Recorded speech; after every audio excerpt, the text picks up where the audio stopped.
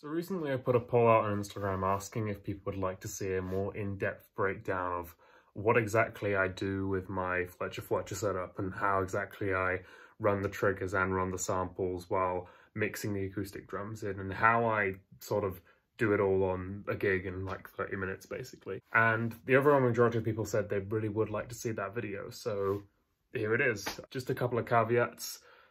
What I take to a gig with me most of the time is just my breakables. So pedals, snare drum, cymbals, SPD and its stand, all that kind of stuff. And then a couple extra bits for like splashes. I bring like cymbal boom arms. So what I'm going to be running through today is not the full drum kit. I'm going to use my bass kit, my Catalina Club, as sort of the stand-in house kit for this video. And then what I'm really going to talk about is my choices behind the gear I use, as well as going over how I set it up and how I use the gear that I use.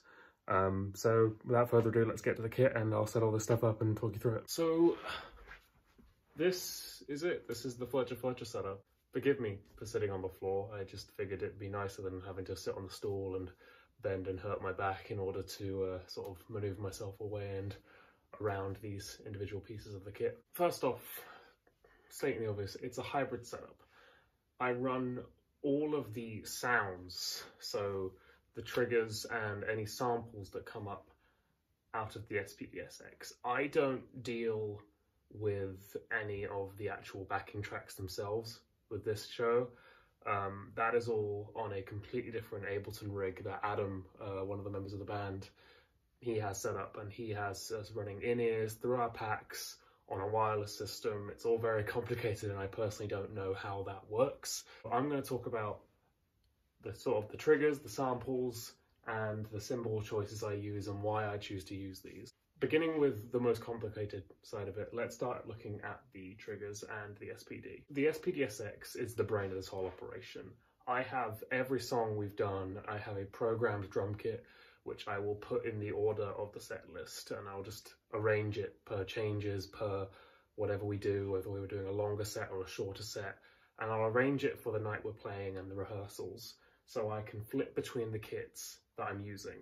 We have a constant sub underneath the kick in order to sort of just get a bit more low end out there so that the sound guy doesn't have to push it as much.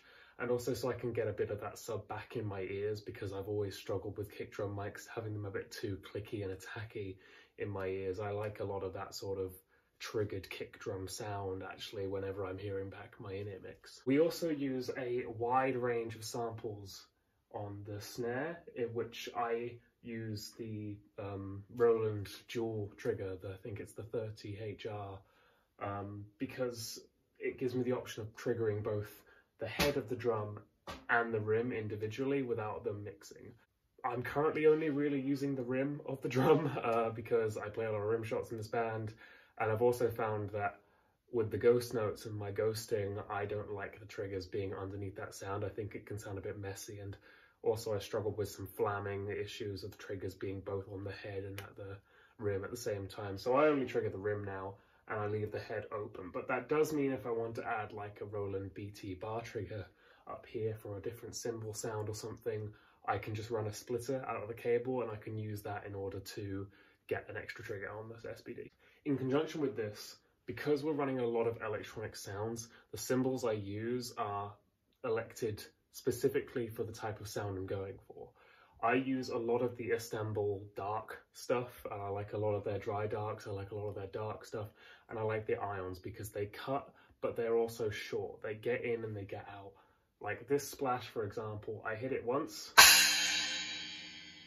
and it just goes. It cuts and it gets out of the way. Same with this crash. It's got a shorter decay, it's a much more dark sound, it doesn't ring for as long, and these hi-hats especially, which are my favourite hi-hats of all time, are the 13-inch Istanbul Agop Exista Dry Dark hats, are just fantastic because they bite and they're dirty, but they sit in the mix. We like to make our music sit in the mix and sit with the backing track, and if I was playing Brilliance like A Customs or even like the Exist Brilliance, it just wouldn't work. I also like both of my crashes, or my ride and my crash even, to be kind of pitch matched in a sense. So I like this one over here to be a bit more of a brighter sound, and I like this one to be a bit more dark. And on that note, I only ever use rides that crash. Because we run smaller venues a lot of the time, and because we also run quite lightweight, I don't have a drum tech. I'm setting all of this up by myself. I find that the less I have to set up, the better I can be and the more I can get out of my setup. Speaking of traveling lighter, this is new. I've started using a piccolo snare drum as my main snare drum for these gigs, purely because it's lighter, but it cuts through the mix and I don't have to do much to it in order to get it to sound like a triggered snare sample or like a very muffled snare sample. This thing, it's very dry, it doesn't ring, but we like that sound, and that's the sound we were going for when we've workshopped all this stuff. Hopefully that's given you a bit of an insight into what I use and how I set it up. I mean, general setup things is just like, it's the triggers, the snare, and the cymbals. If the SPD and the triggers go down, we can run the set without it, but I feel like we lose a lot of the energy and we lose a lot of the dynamic variation that comes from having these options, especially because we run the songs as per track, which means we like to get as close to the track as we possibly can while adding that live flair to it. We're playing on May the 6th. As of the filming of this video, that is this coming Saturday.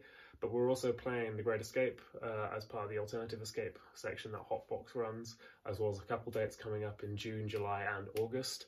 I can't wait to show you more of this setup, and I can't wait to document how it evolves. I really appreciate you guys giving your time and watching this video. I also really appreciate it if you guys have any questions about this setup.